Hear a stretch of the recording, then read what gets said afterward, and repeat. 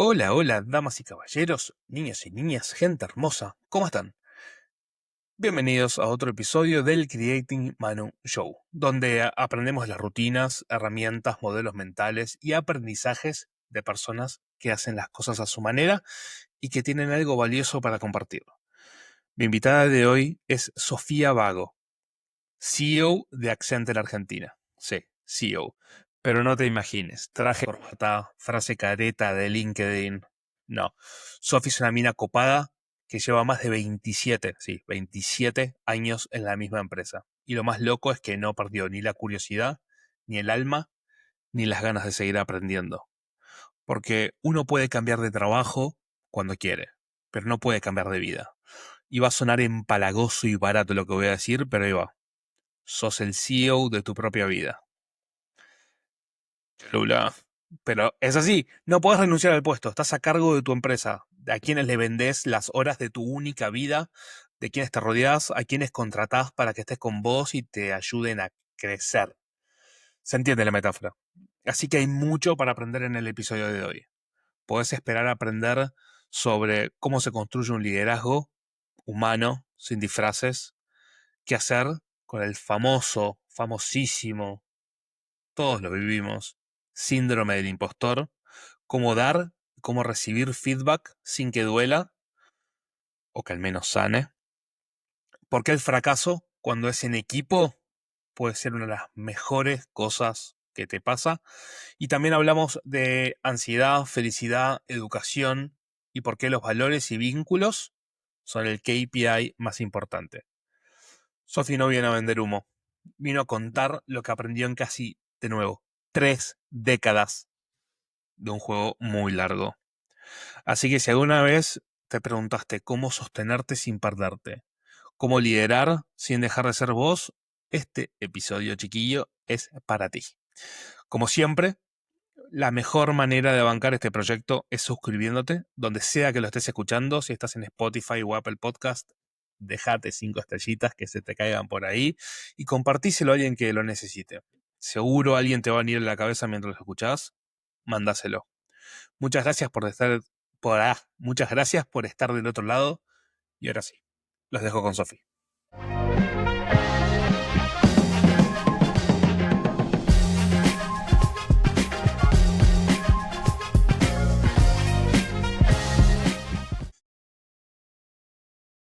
Estamos en un mundo donde cada 2 o 3 años lo normal es que una persona cambie de trabajo. 2.7, según mi investigación en Google. Sofía, 27 años desde hace que estás en Accenture. ¿Cómo hiciste? Bueno, 27 años parece un montonazo, ¿no? Es una vida. Es una pregunta que me hacen cuando tenemos nuevos ingresantes. A mí me gusta que nos juntemos todos y darles la bienvenida personalmente, porque considero que cuando uno ingresa a una corporación también ingresa como en una nueva aventura, ¿no? Entonces, que te reciban y que tengas la posibilidad, digamos, de interactuar con aquellos que la lideran es súper importante, ¿no? Entonces, tenemos estas sesiones en donde los nuevos ingresantes tienen la oportunidad de tener una sesión conmigo, con algún otro líder de la compañía. Y es una pregunta que es continua, sobre todo de las generaciones más jóvenes, en donde me dice, ¿por qué? La pregunta es no cómo hiciste, sino es por qué. Y la verdad que al principio no me lo planteaba demasiado, pero a medida que lo fui analizando, viendo, fueron 27 años que no fue ni uno igual al otro, ni uno. La realidad es que cada año fue completamente distinto, fue una aventura nueva. Aprendí, siempre tuve un desafío que me gustó tomar o que elegí. Yo también considero que mi contrato con lo que hago, con el proyecto de estar en un lugar o en una compañía, lo reviso continuamente. Y la verdad que siempre mi saldo fue positivo. Seguí eligiendo que fuese mi lugar para desarrollarme, para crecer. Y de nuevo, creo que depende mucho también de uno, ¿no? De a veces ser protagonista, de generar ese espacio que te da la comodidad para desarrollarte, no simplemente aquello que te ofrece, sino, digamos, ser uno protagonista, ir buscándolo dentro de una organización o una corporación. La nuestra es una corporación que, por suerte, va evolucionando, que, bueno, muy vinculada con la transformación, con la tecnología. Entonces, también pensá que cuando yo ingresé hace 27 años, no, mi mail era interno. no es que podía intercambiar mails con vos, si quisiese, ¿no? Digamos, los celulares no eran algo tan común que lo tuviese todo el mundo, no todo el mundo tenía un celular, teníamos teléfono fijo, con lo cual es una compañía en donde fuimos evolucionando con la tecnología, que fuimos evolucionando con los cambios que se dieron en el mundo, y para mí fue siempre un desafío, o sea que para mí no es como hice, sino, digamos, por qué lo hice, y creo que porque siempre estuve muy motivada a seguir aprendiendo y creciendo, ¿no? ¿Nunca tuviste la sensación de que estabas quedando atrás ¿Atrás de qué? de la carrera que uno se imagina? A ver, uno de los principales motivos, o no, no era principales motivos, pero una estadística que leí es que lo normal de la gente no sepa negociar su sueldo, no sepa negociar su crecimiento en una empresa, como bien dijiste, no sea protagonista. Entonces, la mejor herramienta que tiene una persona para crecer en su carrera es cambiando de trabajo. Y cambiando de trabajo puede acceder a una nueva oportunidad de renegociar su contrato, renegociar su carrera, tener más responsabilidades. Vos de alguna manera, por lo que me contás, lo pudiste hacer internamente en la misma empresa. Sí. Igual, a ver, yo creo que ahí te voy a hacer un doble clic. Venga. Para empezar, la carrera que uno se imagina cuando uno empieza a trabajar no necesariamente es la que se da, porque uno va modificándose, va aprendiendo, va cambiando y tiene otro criterio tal vez para decidir qué le gusta más, una cosa o la otra, ¿no? O sea, si a vos me decías a mí que te encantaba la tecnología y no sé si me encantaba tanto, te moviliza, te genera curiosidad y no sé si cuando arranqué era lo que tal vez me imaginaba. Pero después la propia experiencia te va dando como herramientas como para poder decidir mejor y te va mostrando situaciones o te va mostrando temas que pueden de alguna manera movilizarte distinto. Ahora, yo creo que hay una cosa que tiene que ver con la carrera y otra tiene que ver con, por ejemplo, la remuneración. Tal vez hay gente que está más motivada y piensa, esta discusión la tuve con uno de mis hijos, cuando mi trabajo, cuando la gente habla de mi trabajo, ¿no? Y digo, yo creo que tiene que haber, una parte puede ser un trabajo, ¿sí? Porque está remunerado, porque tiene, digamos, una compensación económica que te permite hacer un montón de cosas y está bien y tiene que ser justa y uno tiene que saber pelear por eso y demás, que es un punto. Y otro tiene que ver con la dedicación. ¿A qué te dedicas? ¿Qué haces?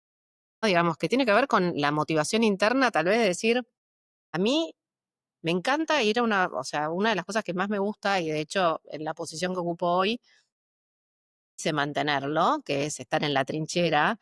A mí me gusta estar en las compañías y poder proveer esa mirada desde afuera para que esa compañía se transforme y sea mejor, o resuelva problemas, o encuentre soluciones, o crezca, o el desafío que tenga esa compañía. Esa es mi dedicación. Mi dedicación también es desarrollar gente, tratar de que tener las mejores personas en el lugar en donde cada uno pueda brillar, entendiendo que cada uno tiene su talento. Entonces, hay una parte que tiene que ver con a qué te dedicas y otra es a qué trabajas, ¿no? O sea, es como una mirada distinta. Que pueden estar juntas, yo trabajo y me dedico, coinciden, a lo mismo. Tengo ese privilegio, ¿no? Digamos, de que las cosas están de alguna manera en una sola, pero tiene que ver con la mirada. Yo creo que siempre empujé más a lo que quería dedicarme y a lo que de alguna manera me llenaba o me motivaba, me daba energía, y lo otro sucedió solo. Pero bueno, esa era un poco mi mirada respecto a lo que era mi carrera. De nuevo, mi carrera nunca me la imaginé como se sucedió. Fue un elige tu propia aventura y me fue llevando a determinados lugares en donde tuve la posibilidad de mostrar cuál era mi valor, aprender, equivocarme, cambiar. Eso fue muy maravilloso en términos de lo que tiene que ver con mi carrera. Una empresa, calculo que todas las empresas, pero me imagino Accenture y sobre todo liderada por vos, ¿cómo hacen para alinear los incentivos para que la gente quiera quedarse y crecer a largo plazo? Mira, para empezar, la compañía es una compañía, bueno, yo lidero Argentina, o sea, Accenture Argentina, que somos más de prácticamente 15.000 almas repartidas por todo el país. Y es un gran desafío, ¿no? Es un gran desafío. Yo creo que tiene que ver con el propósito, ¿no? O sea, eh, personas, nosotros nosotros vendemos talento, nosotros vendemos conocimiento, vendemos, digamos, el brillo que cada uno de nuestros accenturianos tiene en su interior y su conocimiento en pos de nuestros clientes o para el mismo Accenture, ¿no? Y creo que tiene que ver poner a la gente en el centro, darle todas esas herramientas y que puedan descubrir y armar su camino. No hay dos carreras iguales, no es que hay decir, bueno, yo empecé, voy acá y después voy a tener esta posición y después voy a tener esta posición. Uno puede ir eligiendo y puede ir cambiando. Esa dinámica creo que es una forma también de generar el espacio en donde te sentís que estás en un montón de compañías, no en una sola, ¿no? Y es la belleza de nuestro negocio. Pero de nuevo, creo que teniendo a la gente en el centro, porque nuestra preocupación tiene que ver con primero, darle todas las herramientas para el desarrollo en el talento de cada persona, pero también darle la seguridad física emocional, darles entender cuáles son sus necesidades y acompañarlos en ese proceso, porque creemos que una persona es indivisible, no tiene que ver con solamente lo que hace y el trabajo y lo que produce, sino tiene que ver también con toda su eh, seguridad integral, ¿no? Digamos que tiene que ver con, de nuevo, tener las herramientas para capacitarme, tener un salario justo, la seguridad física y emocional de estar en un lugar en donde me respetan, en donde hay valores, donde hay principios. eh, Tiene que ver más que nada con esto, con poner a las personas en el centro. Perfecto. ¿Y eso lo sentís desde el principio, desde que cuando arrancaste en Accenture, fue algo que era innato tuyo, que te salió desde adentro y vos lo conseguiste siendo protagonista? No, yo creo que la compañía tiene, digamos, en su ADN, tiene todo esto. De nuevo, nosotros no vendemos hardware, no vendemos un bien material, vendemos servicios, talento, gente y potencial de transformación. Con lo cual, digamos, lo he sentido como parte del ADN de la compañía siempre y lo hemos seguido construyendo entre todos los que, de nuevo, no necesariamente ocupamos un lugar de liderazgo. Creo que todo el mundo forma cultura. La cultura de la compañía no es que la genera solamente una persona desde el discurso, tiene que ver con las decisiones que se toman, los actos que se toman. Muchas veces digo que es el país en el que me gustaría vivir esta compañía, ¿no? Digamos, digo, en Accenture yo me siento cómoda a decir lo que pienso, con libertad, con respeto. Tenemos un equipo de trabajo que es absolutamente diverso, en donde cada uno brilla por su talento y no necesariamente tiene que tener todos los talentos, ¿no? Digo, como que a veces uno dice, bueno, tiene que ser bueno, si es bueno, tiene que ser bueno en todo. No, tal vez es muy bueno en algo y en otro no le interesa, no lo quiere desarrollar, no le gusta. Y bueno, y en eso no es tan bueno, pero eso no quita que es un gran talento, ¿no? Entonces, rescatemos y potenciemos aquello que tiene cada uno, que en su conjunto es lo que hace que seamos una compañía exitosa al fin del día. Y que tengamos y armemos un lugar en donde todos trabajemos contentos. Perfecto.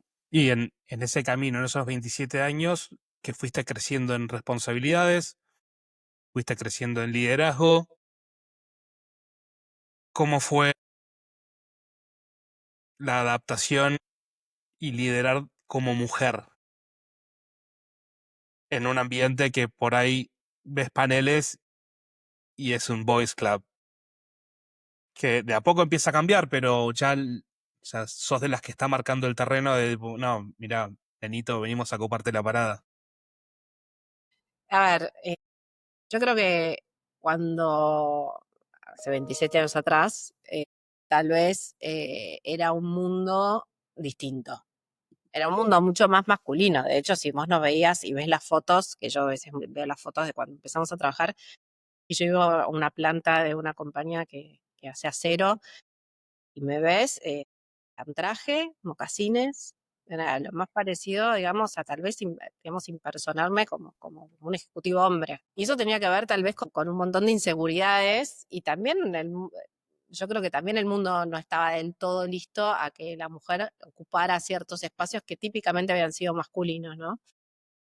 Pero con el tiempo Creo que todo eso empezó como a desarmarse, ¿no? Y la femenidad, yo nunca escondí mi femenidad, nunca escondí, por ejemplo, soy muy transparente con las cosas que me pasan, y eso a poco va generando como un espacio, porque va también permitiéndolo a todo el mundo a que lo diga, digamos. Previo a la pandemia, por ejemplo, tomemos la pandemia como un ejemplo.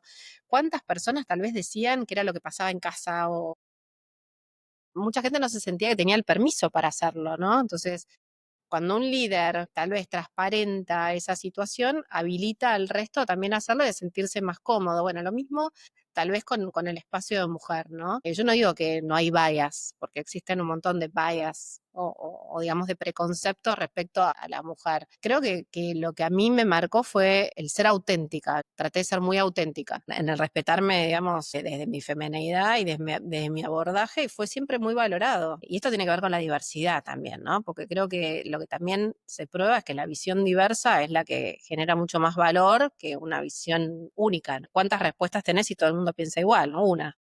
En cambio, si tenés miradas diferentes, probablemente tengas más de una respuesta y tal vez tengas mayor innovación, tengas, eh, mayor capacidad, digamos, de resolver creativamente un problema o inclusive impulsar una iniciativa. Creo que de nuevo, cuando vos me decís cómo fue, al principio, digamos, era difícil porque éramos muy pocas, ahora somos más, es cierto, todavía somos pocas. eh, pero creo que lo importante para poder generar ese cambio fue la autenticidad y el respetarme a mí misma desde mi lugar, no impostarme en otra persona que no era.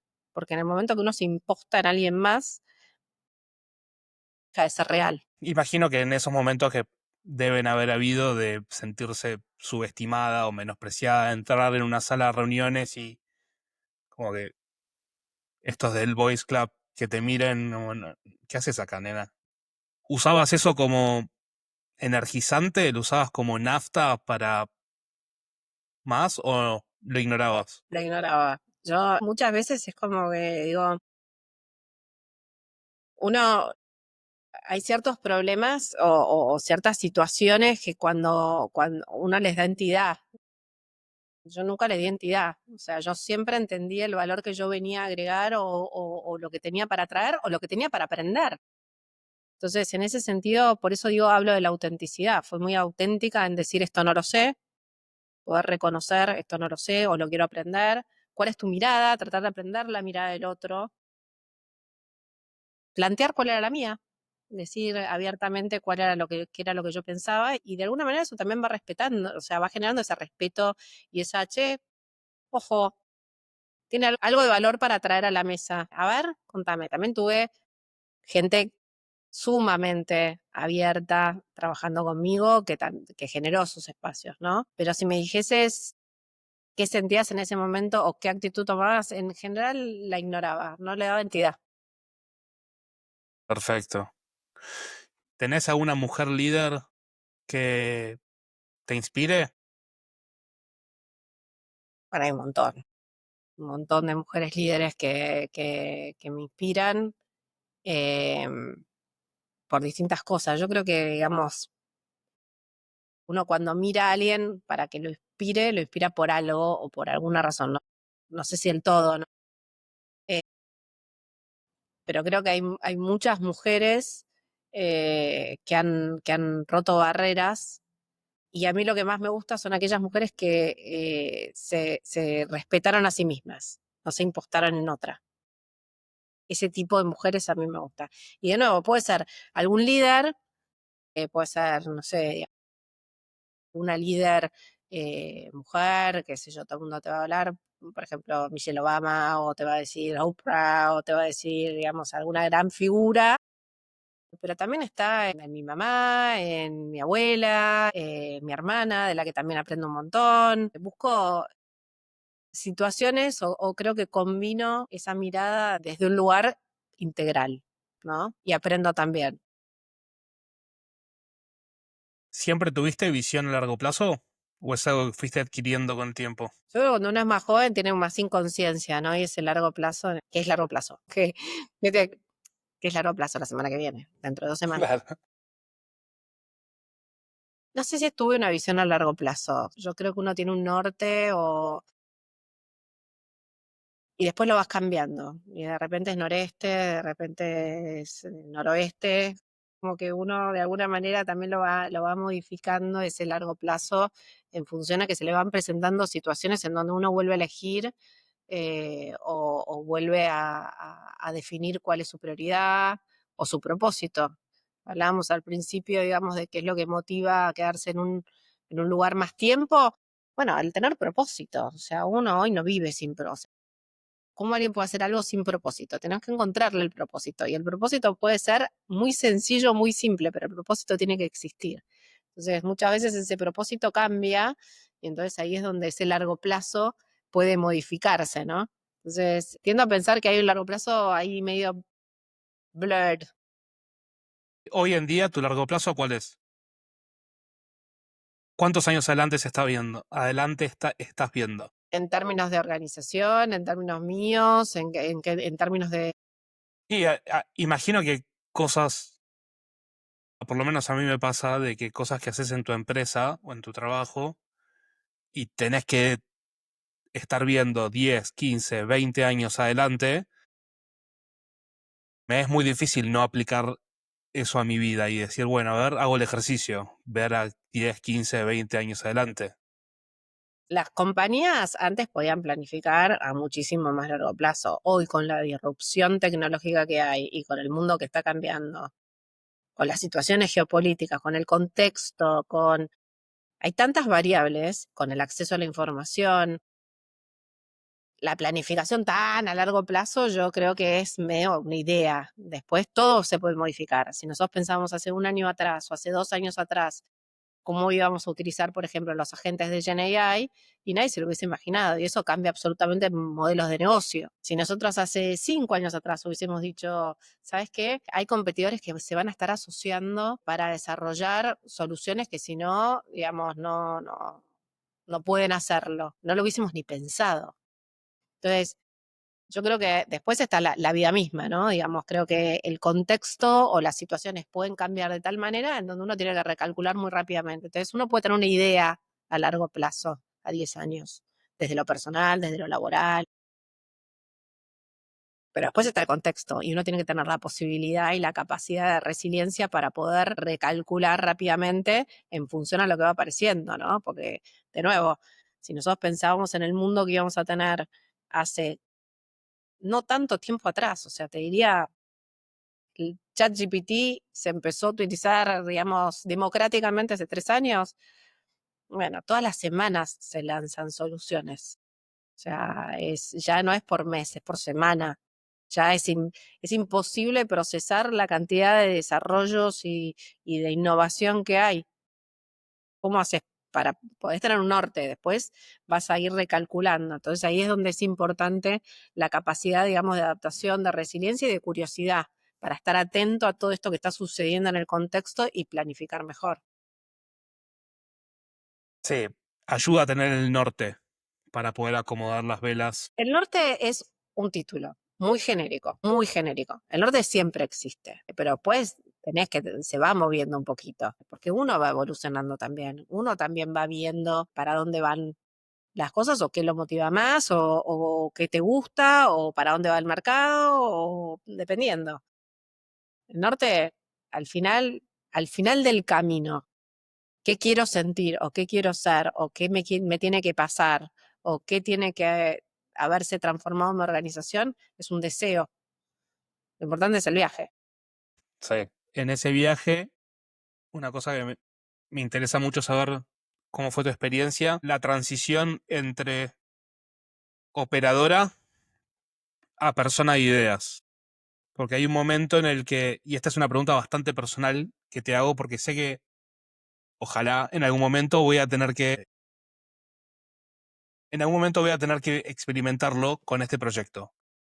Que hoy en día soy el operador, hago todo, soy yo, con mis inteligencias artificiales a mi lado ayudándome, pero va a haber un momento en el que si este proyecto crece, así como vos creciste en tu empresa,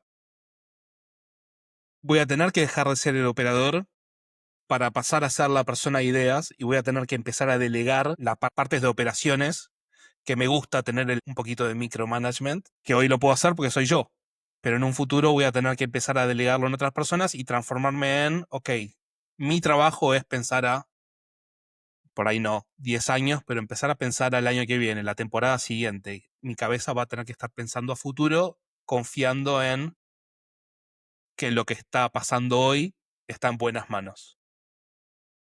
Hay personas que no saben soltar y no saben transformarse en, ok, mi trabajo ahora, por el bien de la compañía, es estar pensando a futuro. Hoy está en buenas manos. ¿Cómo fue esa transición para vos? A ver, por el tipo de carrera, digamos que eso sucede muy rápido, en general, digamos, porque uno va creciendo y desde el día uno vos trabajas en equipo. Entonces, en definitiva, me parece que es importante el mirarlo desde esa perspectiva. No tiene que ver con solamente ser un generador de ideas o impulsor, sino también, digamos, cómo formás equipo. Y es mentira el que te viene con la solución mágica que te dice para formar equipo y te hace el decálogo de cuáles son. Cada uno forma su equipo con su personalidad, con su historia, con sus formas, con su estilo. Pero hay ciertas cosas sí que son básicas, ¿no? Que tiene que ver con cuál es la dinámica de ese equipo. El poder confiar, el poder delegar. Y de nuevo, uno no delega responsabilidad cuando toma un rol de liderazgo, ¿no? Digamos, como que de alguna manera uno lo que delega son acciones y demás, pero después es un colectivo. Ahí es donde creo que es el ejercicio del líder, ¿no? Y vos hablás del micromanagement y todos tenemos ciertas cosas del micromanagement que uno, digamos, continuamente tiene como ese toque de revisar, porque son los indicadores que a uno lo hacen sentir tranquilo que está bien. Ahora, ¿estás confiando realmente en tu equipo? ¿De que le enseñaste correctamente? ¿Que le diste las directivas correctamente? ¿Que les diste la libertad para que creen o que desarrollen, eh, digamos, con la mejor calidad o de la mejor forma? Ahí es donde digo, se da vuelta la tortilla, ¿no? Y digo, es uno el que tiene que tal vez cuestionarse si como líder generó ese equipo para poder delegar. Yo creo que un líder que tiene que estar encima del detalle y no delega completamente, no formó el mejor equipo. Y de nuevo, uno tiene también que estar listo a que otro haga las cosas de forma distinta y aceptar que no es la única forma, la de uno, la que está bien. Entonces exige también un ejercicio interno de humildad para saber que no necesariamente uno es el dueño de absolutamente toda la verdad. Hay otras formas. Lo importante es el objetivo y el colectivo. Entonces es un ejercicio de saber delegar, de enseñar, de formar, digamos, de dar, si querés, directivas claras y demás. Y también aceptar que al momento de delegar uno cierta parte la suelta y que se puede hacer de manera diferente y hacer el ejercicio de la humildad, entender que hay otras respuestas distintas a las de uno. No sé si con eso ¿Eso te contesté. lo tuviste siempre o lo fuiste desarrollando? No, Esa no sé. habilidad, porque no es tan normal. O sea, vemos un montón de casos, de ejemplos de pymes que fracasan o no pueden llegar a escalar justamente porque el dueño no sabe soltar, no sabe confiar y en base al termómetro que ofreciste, son malos líderes. Existen infinitas compañías familiares, sobre todo, o que, digamos, compañías que se forman y que esperan, por ejemplo, que el hijo que tal vez es artista se va a hacer cargo de una compañía de algo que es súper duro y piensa que es la responsabilidad, entonces no se prepara, o sea, infinidad de casos. O sea, si vos me decís casos aplicables, miles, miles, miles, miles, miles. ¿Es innato? No, no es innato. Yo creo que uno lo va armando en función a la experiencia y en función a los estilos propios. Creo que lo bueno es entender eso. Cuando uno forma o cuando uno arma una compañía y esa compañía uno pretende que trascienda en el tiempo, nosotros somos seres finitos, no vamos a trascender en el tiempo. Entonces, ¿cómo preparar esa organización para que pueda tener las herramientas, pueda tener, digamos, los lineamientos, pueda tener la cultura, pueda tener un montón de aspectos para trascender en el tiempo? Y eso es preparar líderes. Y no necesariamente los líderes son hereditarios. En muchos casos hasta conviene, digamos, entender que uno lo puede evaluar de alguien que es externo, cómo haces el mix, cómo tenés un grupo diverso. para poder crecer y poder, el mundo es diverso, o sea, las compañías que no son diversas es como que no están leyendo lo que pasa en el mundo, se pierden una parte. Entonces, armar esos equipos, formar esos equipos, entender las visiones diferentes y de nuevo, este ejercicio de domar el ego y ejercer la humildad, me parece que es lo que permite que las compañías trasciendan en el tiempo y delegar generando algo mucho potenciar, ¿no? Digo, yo a veces como que siento que nos potenciamos, el efecto siempre es positivo. Sí, mientras hablabas al mismo tiempo me venía a la cabeza el mal ejemplo que muchos agarraron como ley de el querido Steve Jobs. Y así era, empoderaba el micromanagement y el látigo y muchos creo que agarraban como que esa es la forma, pero él es una excepción. Sí, yo creo que cada uno tiene su estilo, hay estilos y estilos. Creo que hoy estamos en un mundo que va a una velocidad que, de nuevo, no sé si el estilo emperador, digamos, donde lo digo porque lo digo yo, sirve, porque tampoco, de nuevo, vos necesitas gente con propósito, necesitas gente que empuje para el mismo lugar, que compre el proyecto, necesitas motivar. Estamos en un mundo en donde la información, los cambios de contexto, las ofertas, o sea, son tan grandes, tan grandes, tan grandes, tan grandes, y la información que nos fluye de distintas cosas todo el tiempo, que combinadas generan algo nuevo, son tantas que es imposible que alguien piense que puede absorber todo. Yo aprendo mucho de mis equipos, un montón. Es más, muchas de las cosas que después investigo o me generan curiosidad, no es que viene de un C-level. Tal vez es alguien que empezó a trabajar hace 15 días y me encuentro en el ascensor. Entonces, y me dice, ¿viste tal cosa? Y yo digo, "Ay, escuché eso", entonces me pongo a mirar. Con lo cual me parece que eso tiene que ver con el estilo de liderazgo que se viene. Perfecto, y me encanta porque me das puente a la siguiente pregunta que es, hablamos de liderar, pero por lo que entiendo y lo que me contás y comparto, el liderazgo externo arranca con el liderazgo interno. Y el liderazgo interno necesita confianza. ¿Cómo construís confianza? ¿Cómo se construye confianza en uno mismo? En tu caso particular, ¿cómo construiste confianza? ¿Cómo? Bueno, un montón de terapia. No, no sé, confianza en uno mismo, uno todo el tiempo tiene confianza y confianza, ¿no? Creo que una de las máximas aprendizajes que tuve para ejercer mi confianza es, que también me lo dio el entorno, o sea, el entorno me lo permitió, el poder fracasar. ¿Cuál es el gran miedo? Yo a veces pienso, ¿no? Digamos, cuando estamos estresados con algo, todos corriendo por un tema, digo, tenemos un minuto, digamos, ¿a qué le tenemos miedo? ¿Qué es lo que puede salir mal? Bueno, agarremos aquello que puede salir mal, ok.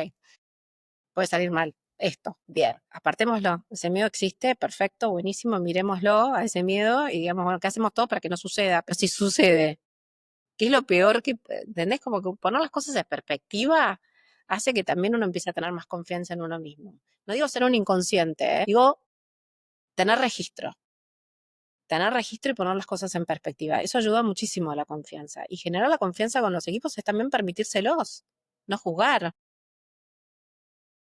Cuando uno da feedback, por ejemplo, ¿no? Digo, yo siempre, a mí me encanta cuando a mí me dan feedback, porque a mí también me dan feedback, y siempre pregunto, bueno, ¿qué podría ser mejor? Para mí un feedback, lo rico de un feedback, que no me digan lo maravillosa que soy. Me gusta que me digan qué tal vez yo no estoy viendo, porque la mirada del otro ayuda muchas veces a uno replantearse. Después lo tomo o no, pero digo, qué importante que es que alguien te diga, che, ¿sabes qué? Esto por ahí no lo vi tan bueno. Puede hacer el análisis de qué puede modificar o no. No sé si me explico, pero digo, Perfecto. es como que me parece que es súper importante para construir confianza esto, el permitir que se equivoquen, el hacer una reflexión, si uno, digamos, lo explicó lo que quería o a dónde quería o logró propósito en cada uno, si le está dando lo correcto a la persona correcta. Porque si, no sé, si a mi hijo que estudia música pretendo que salga a programar no sé, algo en un marketplace y probablemente fracase, ¿no? Entonces no puedo pretender que todo el mundo haga todo y lo haga maravillosamente bien, porque no le interesa. Entonces, encontrar ese equilibrio me parece que es importante. Y me parece que otro de los aspectos para generar confianza que es sumamente importante y el que ahora se habla mucho más, pero antes no se hablaba, tiene que ver con la inteligencia emocional, el poder entender al otro. Entonces, cuando vos generás ese ámbito, generás equipo. Usaste una expresión que va, algo que quería tocar por ahí más adelante, así que lo voy a traer ahora, que es lo de dar feedback. Me interesa mucho saber cómo creaste ese sistema, formal o informal, para que la gente a tu alrededor te dé feedback sincero y no te diga lo que la CEO quiere escuchar. Y no, voy a quedar bien y cómo construís eso. Hay un montón de gente que te dice lo que querés escuchar igual, ¿eh? Pero uno lo ve. A ver, yo hago reality checks todo el tiempo. Todo el tiempo tengo como mis reality checks. Es como que, digamos, privacidad, lo hago constantemente o pregunto, che, pero esto te parece bien. No considero un signo de debilidad como líder el preguntar al otro qué es lo que piensa. Hay decisiones que uno los toma en soledad porque es parte del rol, vienen con el rol y bueno, nada, tiene que tomar una decisión y es uno el que lo tiene que tomar y es parte de, ¿ok? Pero muchas veces el preguntar no me parece para nada. Entonces ahí uno hace como ese reality check, ¿viste? De si está en lo correcto o no. No con todo, pero de nuevo, con algunos aspectos sí. Y la verdad que genera el espacio de preguntar, no me enojo, o sea, cuando alguien te dice algo, y ahí es donde uno tiene que ver la emocionalidad de las cosas, tienen que ver con cómo uno las toma. Es un trabajo de generar un entorno en donde exista esa transparencia y esa ubicación, porque tampoco es que, digamos, pueden decir cualquier cosa, cada uno ocupa su lugar, pero no todo el mundo tiene las variables, ¿no? Porque digo, una vez toma decisiones basado en un montón de variables. Entonces, cuando viene otro y tal vez puede ser crítico a esa decisión, no tiene todas las variables. Bueno, yo tiendo a ser muy transparente y lo explico. Yo sobreexplico, comunico mucho, abro, los hago parte del problema cuando tengo que resolver y decido. Entonces, se genera como un entorno en donde, si querés feedback, no feedback, pero constantemente hay un ida y vuelta que enriquece.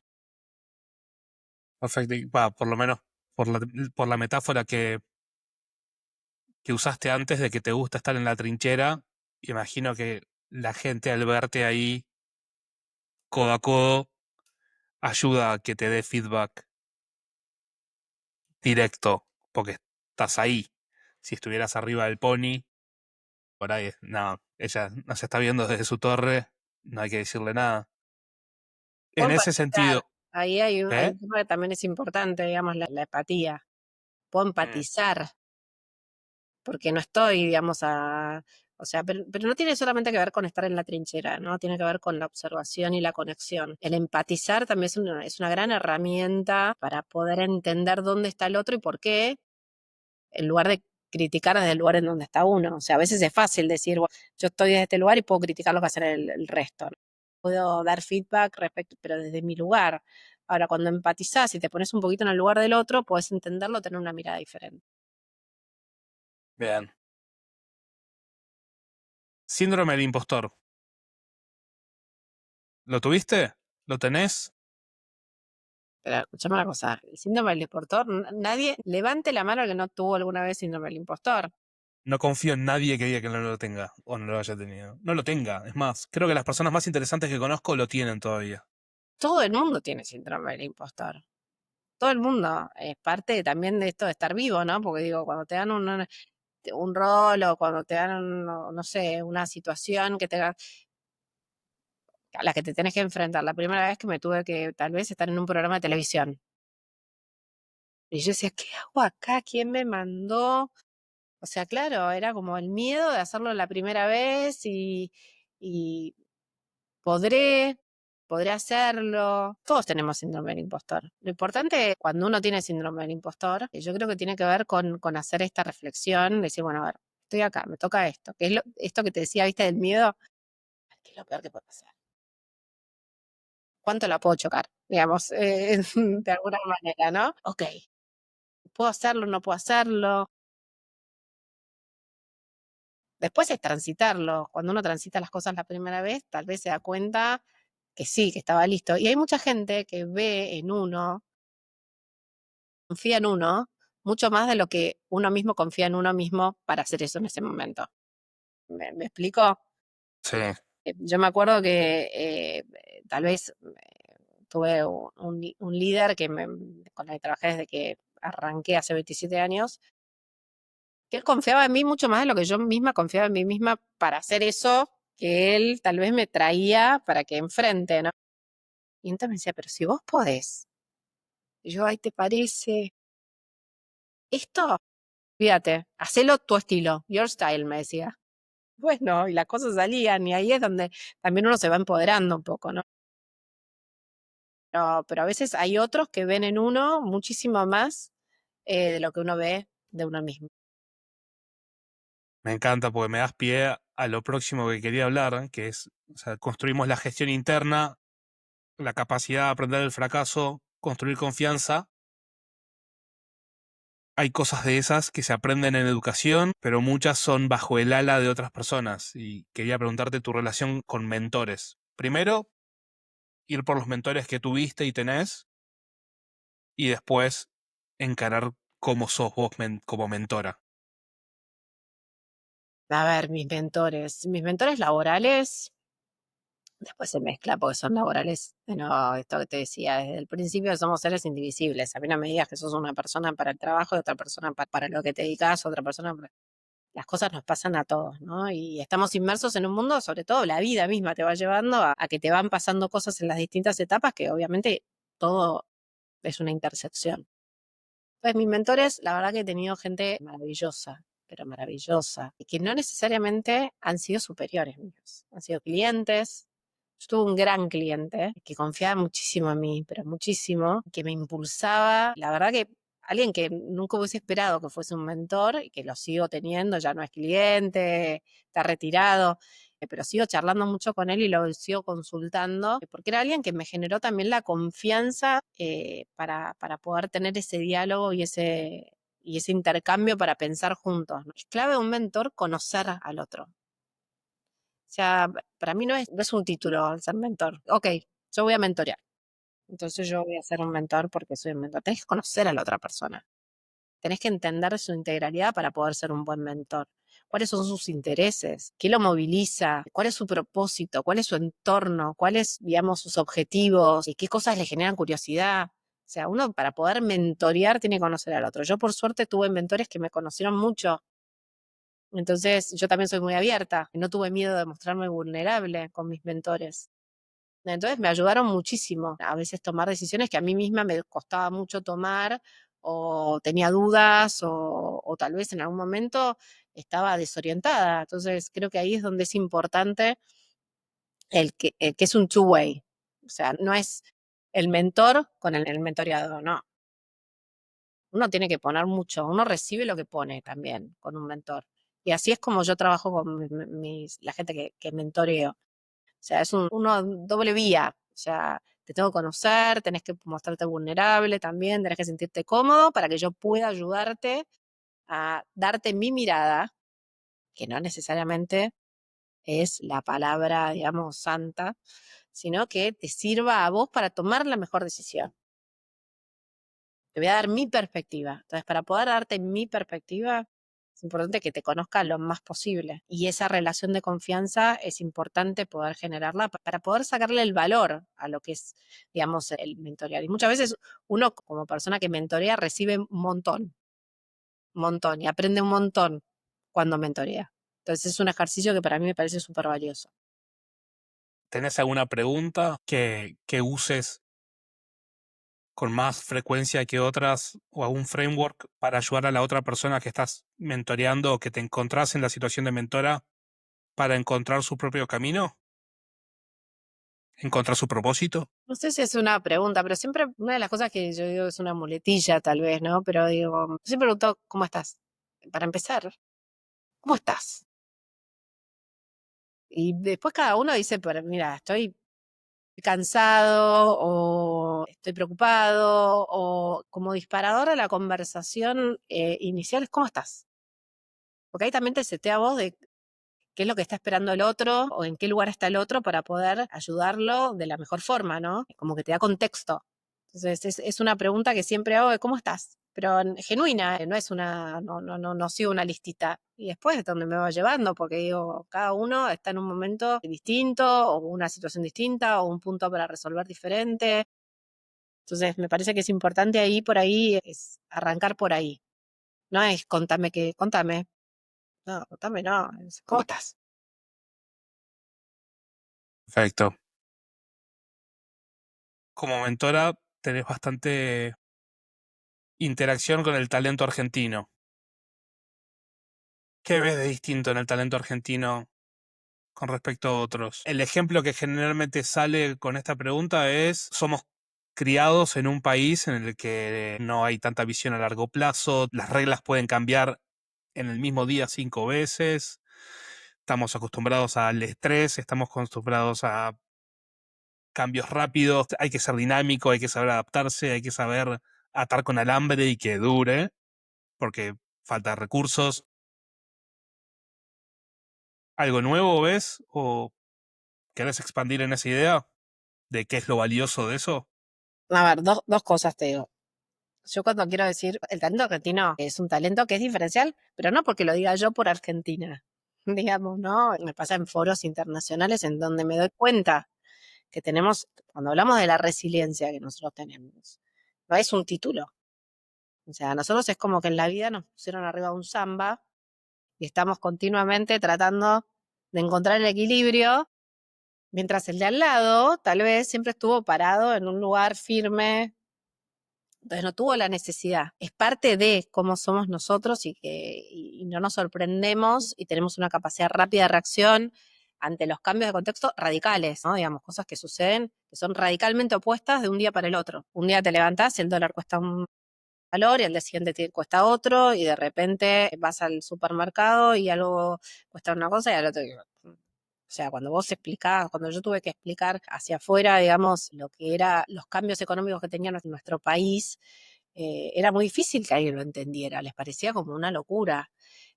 O tal vez el entender o el empatizar con lo que le pasa al otro, ¿no? Un país que tiene el nivel de pobreza que tiene el nuestro, en donde hay una deuda pendiente, digamos, con la educación enorme, es como un combo de un montón de cosas, ¿no? Que generan que para poder hacer el catch-up o la adaptación seas creativo. Yo creo que si vos me decís cómo es el argentino promedio, hipercreativo, está abierto, porque tiene una capacidad de adaptación enorme, tiene una enorme resiliencia, tiene una visión, de nuevo, aunque no lo vos pensás, nosotros pensamos a corto plazo, porque digamos, todo cambia tan rápido, pero también tenemos un largo plazo, donde decimos no todo dura para siempre.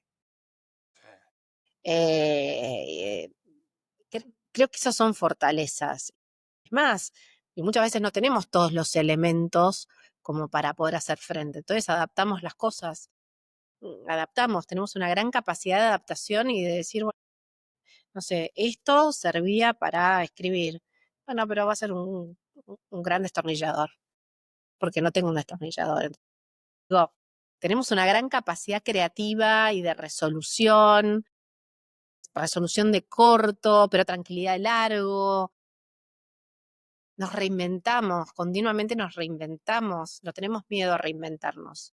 Tenemos una gran tolerancia al fracaso. Yo creo que lo que nosotros pensamos que es fracaso no necesariamente, si lo pusiésemos en un diccionario, representa lo mismo que para la gente de otros países. Y es un talento mucho más completo. Todos somos economistas, para empezar, ¿no? Digo, todos Directores técnicos de la selección, somos directores de la selección, somos, expertos en COVID.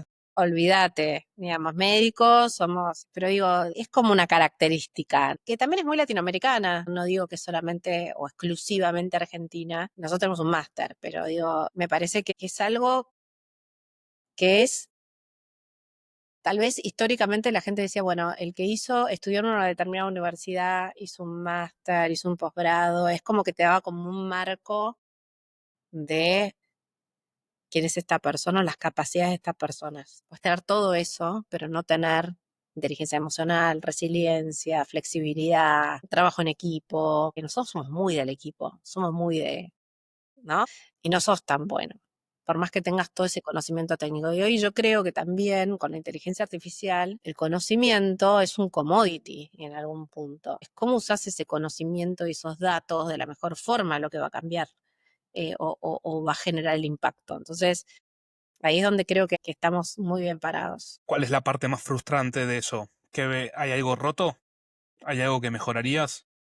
Bueno, en un país con la pobreza que nosotros tenemos, imagínate que la cantidad de chicos que terminan el secundario es muy baja, es muy baja. La cantidad de chicos que en tercer grado leen, o sea, cosas muy básicas, ¿no? Y eso lo que genera exclusión. Ahí es donde digo que la deuda pendiente de la educación, la importancia de la educación, la importancia, eh, porque de nuevo, a veces sí, bueno, cuán importante es historia, geografía.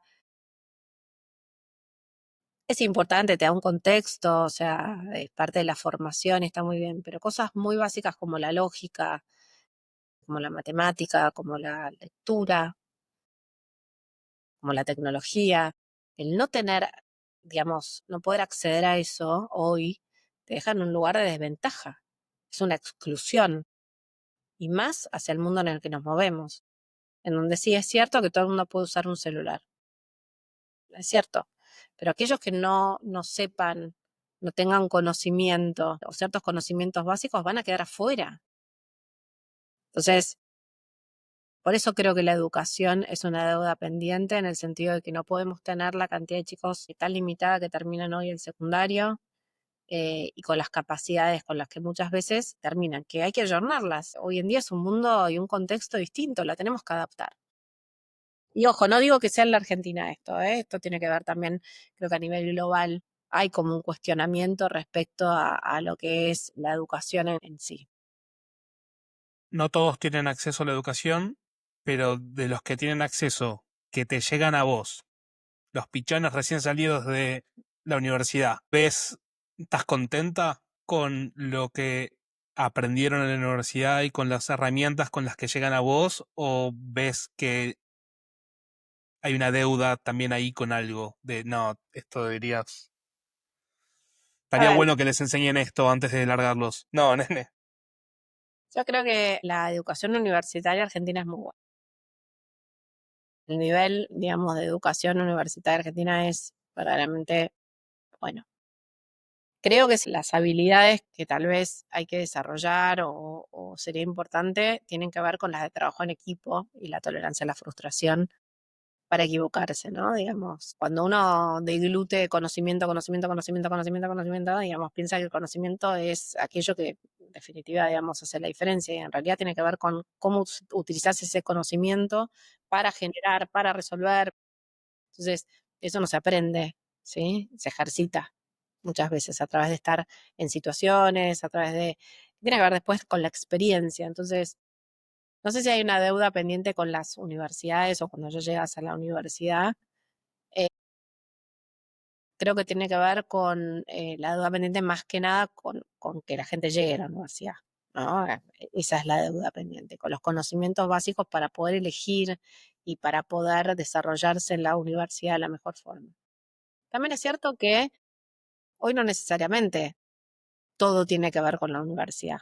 Mucho tiene que ver con la experiencia y hoy hay una democratización del conocimiento tan grande que cada uno elige su propia aventura. Cuando yo fui a la universidad, las carreras que había eran muy pocas. Hoy veo la oferta a través de uno de mis hijos que empezó la universidad.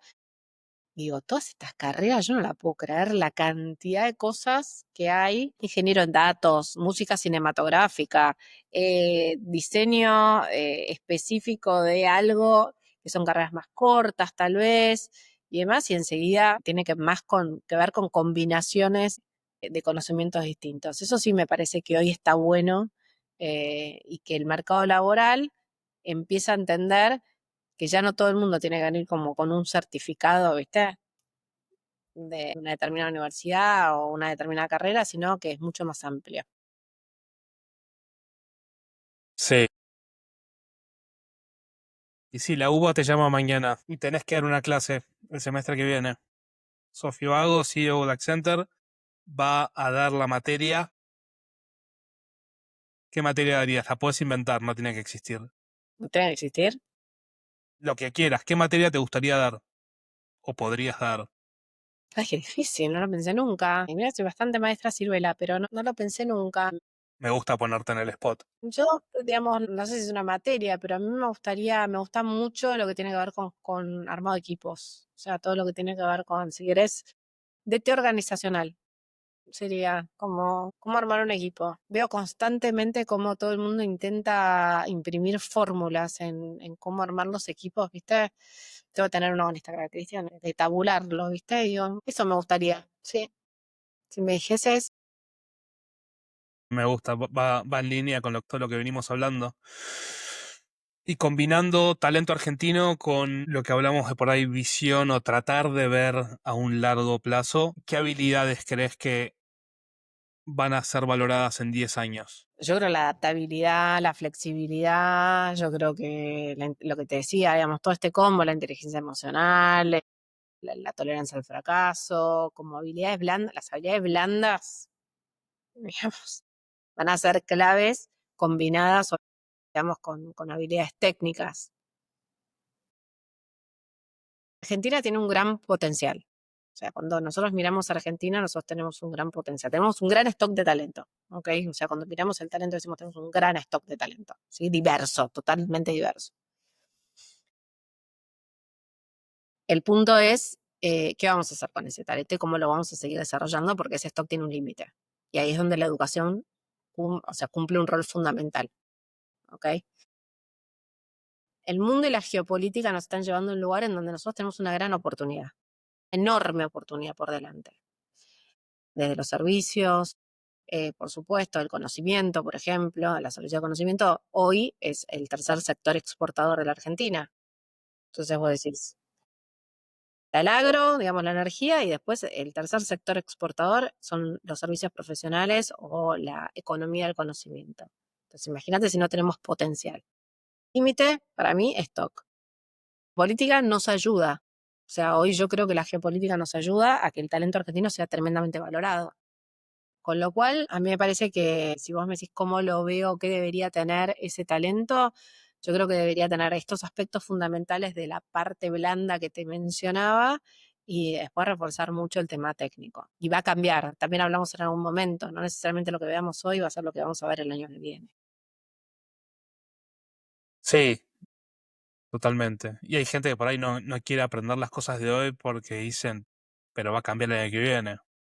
Creo que ahí el ejercicio de los educadores es, que es la única crítica, no, hay varias críticas que le hago a la universidad, pero una de las críticas más grandes que le hago es que no me explicaran por qué estoy aprendiendo eso. Y aprender ¿para qué usar esta aplicación si mañana la van a cambiar? Bueno, porque vos aprendiendo a usar la aplicación hoy, te va a ser más fácil aprender a usar la aplicación de mañana. Y aprendés a aprender. ¿Hay alguna habilidad que sentís que sea subestimada, que tiene más valor del que la gente piensa? No, a ver, lo que decías recién, ¿no? Digamos, esto de porque al aprender a aprender y hay algo que yo repito mucho que tiene que ver en todos los ámbitos, no en el ámbito laboral solamente. La vida nosotros cuando nacemos nos ponen una mochilita atrás, ¿ok? Y uno la carga de experiencias, de conocimientos, de vivencias, de éxitos, de fracasos. Uno va cargando esa mochilita. Todo va eso. Cada mochilita es distinta, no todas las mochilas son iguales, lo que tienen adentro. Y uno tiene que abrazar esas cosas, lo bueno y lo malo, porque nos forma, siempre nos nutre, siempre nos lleva a un lugar mejor. Con lo cual, digamos, creo que eso es un aspecto tan importante, reconocer que de todo, de lo bueno y lo malo uno aprende y no lo ve como pasó esto, qué horror, qué malo el resultado. Esto es como cuando salimos de un partido de fútbol, hace poco fue súper clásico, ¿no? Obviamente River ganó, digo, por si hay alguna duda, mi padrino estaría muy contento que yo dijera esto. Pero Digo, ¿qué aprendemos de eso, no? Entonces, sí, bueno, es una macana perder un partido, lo perdimos, escuchaba, hablaba justo con alguien de Boca. Sí, pero bueno, ¿qué cambio voy a hacer? Yo creo que lo que tengo que sacar es lo positivo, ¿no? Digamos, ¿qué cambio voy a hacer para que no me vuelva a suceder? Esperemos que ninguno, desde mi lado, digo, esperemos ninguno porque que sea siempre el mismo resultado, pero digo, eso es lo que uno tiene que ver.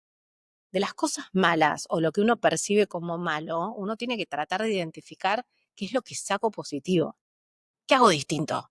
¿Qué cambio? Bueno, ok, ya está, sucedido, ya pasó, pasó esto, nos equivocamos, no fue mal. ¿Qué hago distinto? Ese es el valor. Tengo que sacar lo positivo.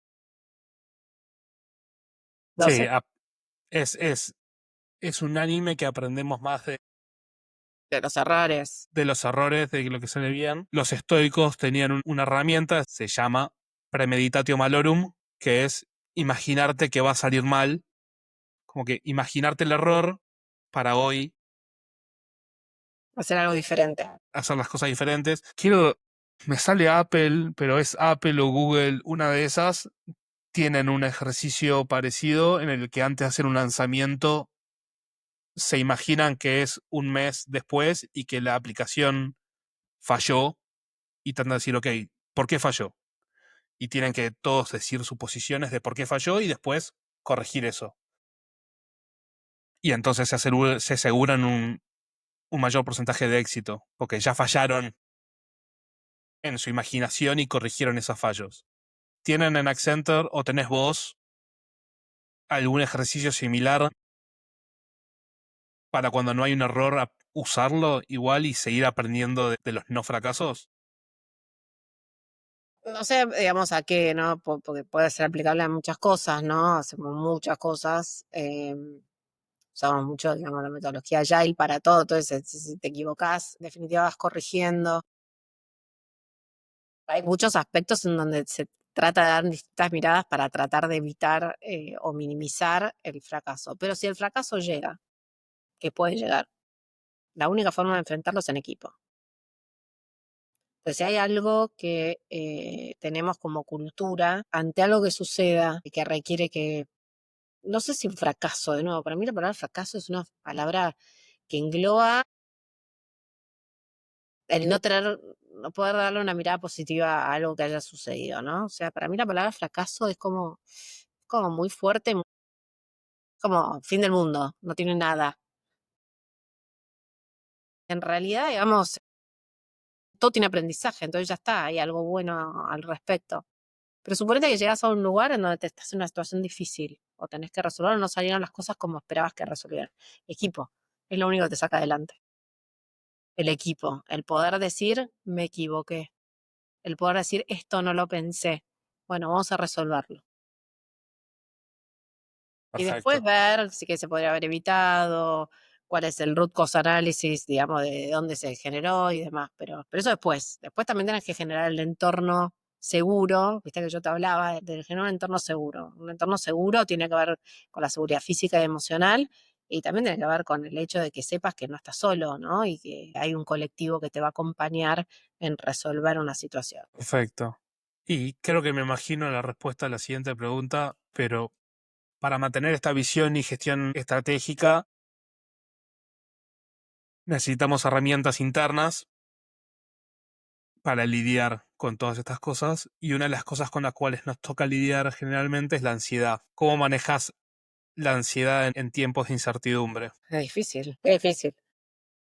A ver, la ansiedad, no hay persona que no tenga ansiedad. O sea, es como, viste, cuando dice, alguien es ansioso, alguien puede ser más ansioso que otro, pero digo, todo el mundo tiene ansiedad porque es parte de la naturaleza humana. Yo en general, cuando tenemos momentos en donde la ansiedad puede subir por alguna razón, o trato siempre de bajar la tierra, ¿no? Digamos, qué cosas se pueden dar ahora, qué cosas se pueden dar después, qué nos preocupa, qué no nos preocupa, por qué, a dónde podemos reforzar, qué podemos anticipar, qué variables nosotros podemos manejar, qué variables no podemos manejar. Entonces, tratar de darle como esta realidad o analizar o desmenuzar aquello que nos está generando ansiedad. Y después entender que hay contextos que nosotros no manejamos, no somos todos poderosos. Eso es tratar de dejarlos ir y decir, bueno, agarrémonos fuerte, lo más fuerte posible, porque no sabemos si va a ser un tsunami o va a ser una olita. Totalmente. Cuando te sentís estancado, ¿cómo te reinicias? ¿Cómo mantenés el movimiento? Yo no me siento en general estancada, estoy siempre en la búsqueda, soy curiosa, nunca es que me siento estancada, pero si llegara a sentirme estancada en algún momento en algo, busco otra cosa que me motive, que me guste, estoy en la búsqueda todo el tiempo. La gente también que de repente se siente estancados en su vida, está en una búsqueda y la búsqueda de hoy en las redes sociales te ofrecen, hay un montón de gurús que están ofreciendo sus hábitos de productividad, despertarse a las 5 de la mañana, hacer meditación, escribir. ¿Qué te sirve a vos? ¿Qué te mantiene productiva? ¿Qué te ayuda a tu ¿Qué me organización y energiza? productividad? ¿Qué me energiza? ¿Qué te energiza? No sos de las 5 de la mañana, ¿o sí? Me cuesta un montón. Duermo poco, no es que digo, viste que la gente dice, bueno, no, hay que dormir 8 horas, yo no duermo 8 horas, soy sincera en eso. Pero a mí me sirve mucho la estructura en el sentido de planificarme. O sea, me energiza eso, ¿no? A veces uno quiere hacer más de lo que el día da para hacer, o se pone expectativas muy altas. Trato de revisar esas expectativas. Yo considero que la felicidad está dada por donde uno setea las expectativas, ¿no? Si yo seteo las expectativas Sí. acá, ¿ok? Pero lo que puede suceder es que acá esto es infelicidad y frustración. Entonces trato de que no, digamos, de que mis expectativas estén puestas acá y después, digamos, lo posible esté puesto un poquitito más arriba porque esa brecha de felicidad y, digamos, esa sensación. Entonces, generalmente reviso mucho el tema de expectativas, ¿no? Me energiza organizarme, me energiza el propósito. Muchas veces me motiva mucho más algo muy pequeño que algo demasiado pomposo y grande. Perfecto. Tal vez me energiza organizar el cumpleaños de mi hijo, mis dos hijos, tengo dos cumpleaños al año, ya están grandes, no quieren que le pongan globos, no les pongan más globos y carteles de feliz cumpleaños, ya se me revelaron, pero nada, me energiza eso, que viene el cumpleaños de uno de mis hijos, un evento o algo pequeño, acompañarlo a algo que tal vez es importante para alguno de los chicos, versus dar una gran conferencia y salir en los medios y demás. A veces es pequeño lo que me energiza a uno y es distinto cada día. Hay otras veces que me energiza eso, el poder transmitir un mensaje y generar la inquietud en alguien y que pueda tal vez ser algo que tomen y que les haga un cambio en su vida, a través de una palabra, a través de una experiencia, a través de un aprendizaje, a veces me energiza eso. Pero en general, digo, no tiendo a pensar que aquello que me motiva o me energiza es eso, es algo demasiado grande porque puede ser algo muy pequeño. Y en términos de rutinas, durante muchos años entrené en la mañana, entrenaba 3 veces por semana. Después la agenda me la comió, digamos, ese espacio, como que hubo una invasión ahí que lo estamos arreglando, porque es algo necesario el darse espacio para uno mismo. A veces del último, o sea, no nos olvidamos de nadie y creemos que está todo bien porque no nos olvidamos de nadie, pero nos olvidamos de nosotros mismos. Entonces también parte del energizarse es darse ese espacio para uno mismo, que a veces uno lo ve como egoísmo, pero no, tiene que ver con ponerse la mascarilla de oxígeno primero uno, viste, como dicen en el avión, y después ponérselo al que tiene al lado, ¿no? Entonces, el darse espacio para uno mismo. Y no, me encanta lo que decís, es no olvidarse que primero y principal sos CEO de vos mismo y vos le estás dando a una empresa, le estás ofreciendo tus servicios, tu tiempo de vida, tus conocimientos, se los estás vendiendo por plata, por experiencias, por cosas que te nutren, pero si das y matás tus propios recursos, después no te queda nada. Sí, igual yo difiero en que uno le vende a una corporación, uno compra un proyecto, no tiene un Ok. propósito. O sea, yo no creo que alguien pueda quedarse en un lugar solamente por estar. Esto que hablábamos al principio que tenía que ver con a qué te dedicas o de qué trabajas, ¿no? Yo soy una convencida de que uno es feliz cuando uno se dedica a lo que trabaja, de lo que trabaja, coinciden esos dos aspectos. No digo que todo el mundo tenga la suerte de hacerlo, mucha gente tal vez no tiene la suerte o no sabe qué es aquello que le gusta, pero me parece que en ese sentido uno pone mucho en pos de un proyecto. Uno compra un proyecto y después las cosas van sucediendo. Yo tenía un jefe que me decía, vos tirá el carro que los melones se acomodan solos. Creo Eh, que la frase esa a tu jefe la sacó de los redonditos de ricota. bueno, él lo usaba todo el tiempo. Vos Clac, tirá el crack. carro que los melones se acomodan solos. Y es verdad. O sea, tirar del carro no tenía que ver con el esfuerzo físico, sino tenía que ver con vos andá para adelante. Y después todo va a hacer sentido. Hay un montón de cosas que no vas a tener respuesta hoy, pero las vas a tener tal vez en el futuro, o vas a tener una respuesta hoy que en el futuro va a ser otra. Entonces, me parece que tiene que ver con eso. Perfecto. En lo que es nutrición interna, bueno, hablamos de mentores, hablamos de tus hábitos, rutinas, la importancia de tener un esquema. ¿Tuviste libros que te hayan dado herramientas o que te hayan servido? No sé si hubo libros, para mí es mucho más. Libros, podcasts, newsletter, creadores, personas, El libro, charlas de... yo consumo, consumo libros, consumo, digamos, todo el tiempo estoy, digamos, en el mundo en donde hoy todo tiene 30 segundos tiempo TikTok, viste, que uno todo el tiempo está mirando, viste, scrolleando y viendo cosas. Entonces, la información llega todo el tiempo, no hay algo en específico. Creo que es importante tener una mente crítica a todo eso que uno absorbe. No creo que todo el mundo tenga viste que el que te viene con soluciones mágicas, yo le dudo. Te puede contar su experiencia, ¿ok? Su experiencia, lo que le pasó, y de eso vos tenés que poder procesarlo. Hay un trabajo que tiene que hacer uno de procesamiento de aquello, y después ir tomando distintas cosas que le sirvan más a uno. No todo, nadie es igual a otro. Entonces digo, no todo el mundo le sirve lo mismo. Porque Steve Jobs hizo un camino y fue exitoso, no necesariamente yo voy a seguir el mismo camino y voy a ser exitosa. Entonces, yo dudo mucho de estos que te vienen con el decálogo de las cosas que tenés que hacer y con eso vas a estar súper bien. Creo que uno tiene que absorber, tiene que tener esa mente crítica como para entender y conocerse a uno mismo de qué es lo que uno necesita. De nuevo, mis estándares de éxito no necesariamente son los mismos que el de al lado o el otro, ¿no? Todos somos distintos.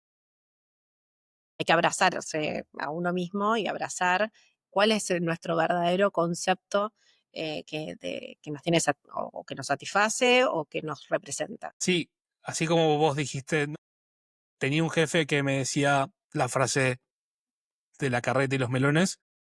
¿Qué frases decís vos? ¿Qué frases te encontrás? Si le pregunto a alguien que por ahí vos sos mentora, ¿qué frase dice Sofi? ¿Qué me va a decir? Una frase que uso un montón últimamente es que haga juego con los muebles.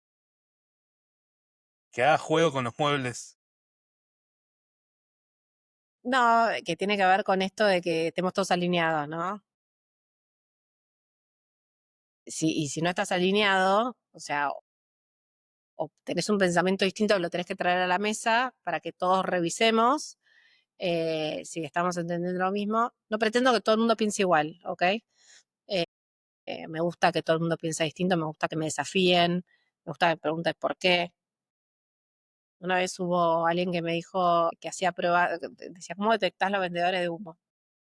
Le hago una pregunta con 6 porqués. Perfecto. ¿Por qué? ¿Y por qué? ¿Y por qué? ¿Y por qué? ¿Y por qué? Me pareció maravilloso, digo, y no lo había pensado nunca.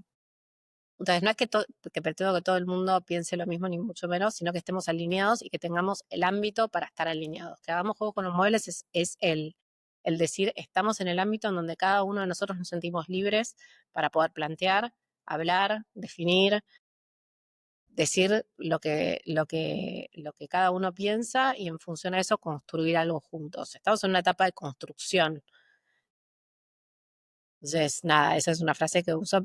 Nada, es una frase media boba, no es que tiene un gran aspecto. Y lo otro que sí usó mucho, esto que te decía, la mascarilla de oxígeno. Vos ponete la mascarilla, ¿ok? Y después vemos, primero vos, después digamos, está bien vos y después lo vemos con el resto del equipo. Porque es importante, sobre todo, digo, minimizamos todo lo que hemos pasado en los últimos años. La pandemia fue un antes y después. Todavía estamos pagando las consecuencias de la pandemia a nivel emocional para mucha gente, las oficinas o las compañías volviendo a trabajar en forma normal. Se generaron nuevos hábitos y hubo un cambio muy rápido desde la conducta y desde tal vez los intereses. Hubo un cambio, un antes y un después. Tal vez a veces lo minimizamos, pero está. Y también el contexto y en el mundo en el que estamos. Entonces, eh, digo, no reconocer eso, nos estaríamos perdiendo de leer lo que verdaderamente está pasando o que nos va a pasar en el mundo para poder planificarnos estar. Entonces, qué importante es conocerse uno mismo. Esa es una, ¿qué te dirías a vos mismo? O muchas veces hago eso. Sí, ¿qué te dirías a vos mismo con esto? Son frases que uso de repente. Todo lo que me contás refuerza la noticia que leí investigando para esta charla de que Accenture salió la mejor empresa para trabajar, Great Places to Work. ¿Qué significa eso? Que es una métrica que, obviamente, medallita, está buenísima, es un motivo de orgullo, pero va más allá. ¿Cómo se logra eso? Yo no soy muy fan de los reconocimientos, digamos, los reconocimientos están dados por... El mejor reconocimiento, te diría, es el feedback de nuestra gente a nosotros mismos. Un premio, porque ahí sabemos si estamos en el camino, en el buen camino o no, ¿no? A veces uno dice, bueno, a esta compañía le va bien por los resultados. Para mí tiene mucho más que ver con los resultados. Una compañía a largo plazo se mide por sus resultados, por supuesto, porque tiene que ser sostenible en el tiempo, pero al mismo tiempo también por su cultura, por su organización y por su sustentabilidad a largo plazo en función a su talento, ¿no? La adaptabilidad y demás.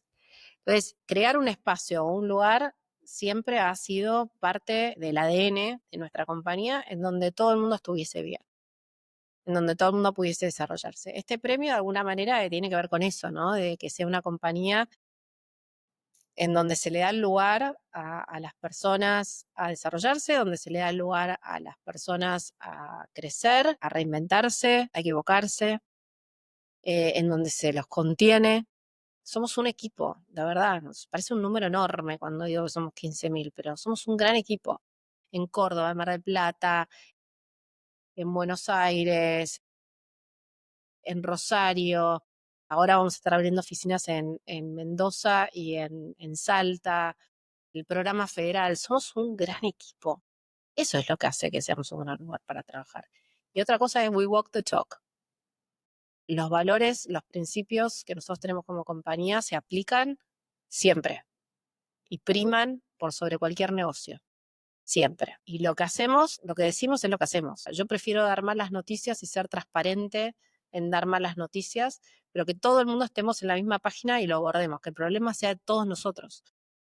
De nuevo, a mí me toca hoy liderar la compañía. Hoy. Quien venga después que yo ocupar este lugar, tiene que poder hacerlo con la misma filosofía, que tiene que ver con, de nuevo, ser un gran equipo. Hablabas de la importancia de poder dar malas noticias. ¿Tenés algún ejemplo de algún momento en el que alguien te decepcionó y cómo lo manejaste? A mí hay pocas cosas que me decepcionan, muy pocas cosas que me decepcionan. La mentira, pero en todos los ámbitos, ¿eh? De nuevo, acá no hay disociación personal laboral. Creo que es un valor que a mí me inculcaron de chica y tiene que ver con la mentira, los valores y los principios. Mi abuelo decía que nuestro activo más fuerte era la palabra de honor, Amén. que cuando nos daba su palabra de honor era como algo que te estaba firmando, o sea, era su palabra de honor, era él. Él estaba poniendo ahí todo lo suyo para comprometerse con algo. Esos valores tan fuertes para mí son como inamovibles. O sea, yo prefiero que me digas, cometí un error y que tengas, digamos, la humildad de decirme, cometí un error, o que responsabilices a otro, no hacerse responsable. Eso a mí me genera, digamos, decepciones. También creo que todos nos podemos equivocar. y tenemos dobles oportunidades. Por eso la importancia del aprendizaje. Yo no me enrollo demasiado. Si alguien está equivocado o alguien, yo considero que está equivocado, ¿ok? Porque de nuevo tengo que siempre tratar de tener esa mirada de que puedo o no. Pero si alguien considero que está equivocado en algo, tal vez no es el momento ahora, pero más adelante se da cuenta, ¿ok? Lo importante es que yo le sea, dé honesto, feedback honesto, diga lo que pienso, que tal vez genere en el otro esa reflexión. Ese momento de decepción que tuviste en el pasado, ¿lo manejaste con feedback directo? Sí, en general sí. No doy muchas vueltas. Yo no soy una persona de dar demasiadas vueltas, o sea, te diría no doy vueltas. Esto me parece que está bien, esto me parece que está mal. Ojo, muchas veces me he encontrado con decir algo que me generó una decepción y digo, pero ¿cómo puede haber sucedido esto? Y después cuando me lo explica el otro, cuál fue su camino y por qué pasó, ahí se me va, porque digo, no, bueno, me podría haber pasado a mí, o bueno, que podemos hacer, hagamos algo juntos distinto para que esto no suceda, ¿sí? No sé si estoy siendo clara, pero los momentos de decepción, de no, decepción, tiene que ver más que nada con valores y con principios, sobre todo los, digamos, los que yo considero valores morales básicos, la mentira, la manipulación, la doble agenda.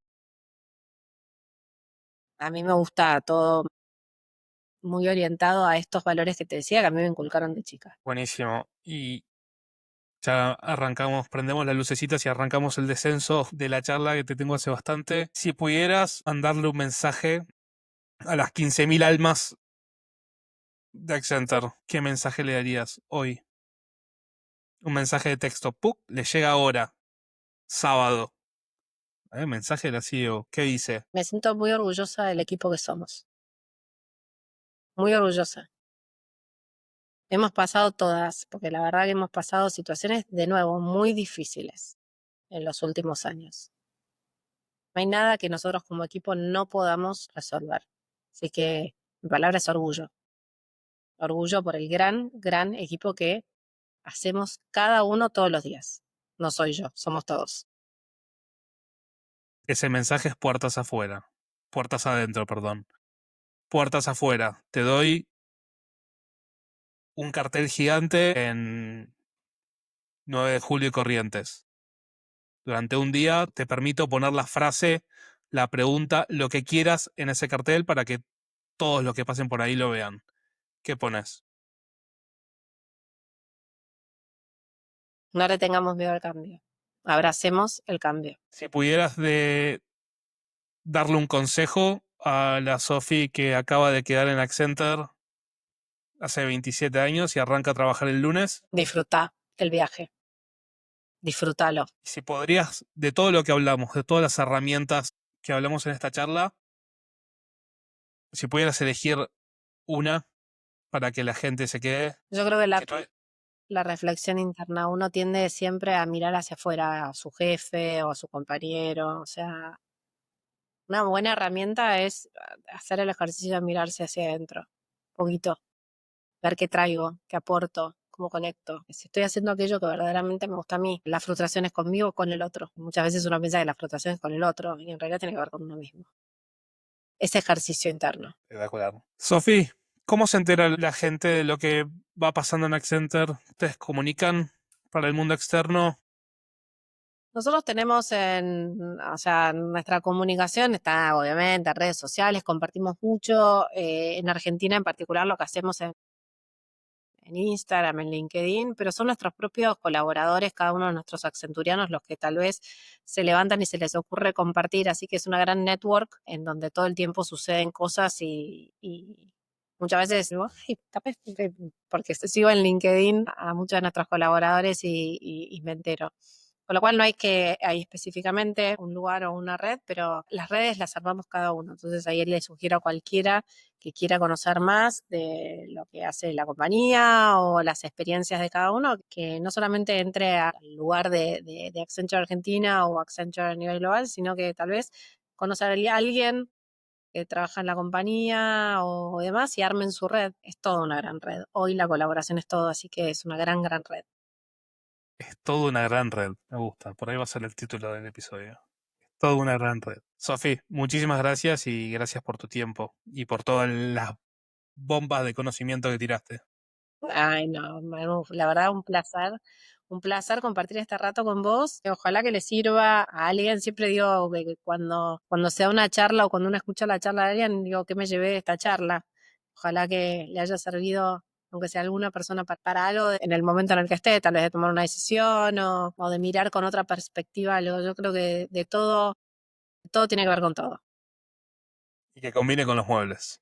Y cada juego con los muebles. Cada juego con los muebles. Gracias, Sofi. Hasta la Sí. próxima. Un beso.